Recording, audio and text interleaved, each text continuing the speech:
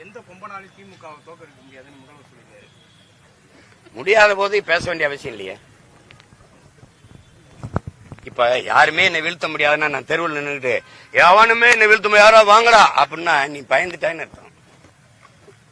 தம்பி ஒத்தையில போகும்போது நீ பாட்டு பாடினா நீ ஏதோ பயப்படுறான்னு அர்த்தம். யார பேய் வந்துருமா பிசாசு வந்து நாங்கெல்லாம் சுடுகாட்டை கிடக்கும்போது சின்ன பிள்ளைல பாடிட்டு போவோம்.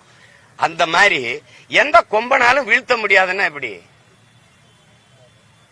எங்க ஊர்ல புலி வருது எல்லாரும் வந்து என் மேல ஏறி படுத்துக்கிறங்க அப்படிங்கிற மாதிரி தமிழ்நாட்டில் இருக்கிற எல்லா கட்சியும் கூட கூட்டி வச்சுக்கிட்டு அரை ஓட்டு காவோட்டு புள்ளி ஓட்டையெல்லாம் கூட வச்சிருக்காப்புல. அப்புறம் எந்த கொம்பனாலும் வீழ்த்த முடியாது அப்படின்னா எப்படின்னு சொல்லுங்க.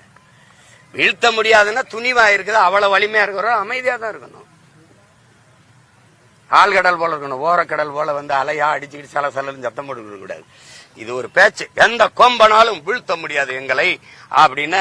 எதுக்கு இவ்வளவு கூட்டணி தேவைப்படுது? எதுக்கு ஓட்டு காசு தேவைப்படுது?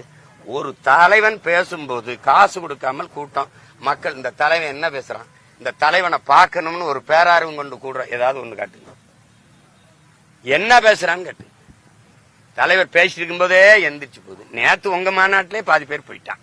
உட்கார வைக்கணுங்கிறதுக்காக பிஸ்கட், வேற என்ன இருந்துச்சு, தண்ணி போத்தல், நாற்காலி மேல இருக்கு, உட்கார ஆள் இல்ல. அப்ப மைசூர் பாக்கு. அப்ப கூட்டத்தை கேட்க வந்தது யாரு தெரியுமில்ல? இந்த பிஸ்கட், மைசூர் பாக்கு, இந்த மிச்சர், தண்ணி போத்தல். மாநாடு அதுக்குத்தான். அந்த தண்ணி வேணாம்னு மழை பெஞ்சு விட்டுருச்சு. என் கூட்டம் இன்னைக்கு மழை பெஞ்சா களைஞ்சது ஒரு படம் காட்டு ஒரு தடவை காட்டுங்க, யாராவது காட்டுங்க. ஒன்று சொட்டு தண்ணி விழுந்தோன்னு ஓடி போயிடுறான். இதுதான் இது.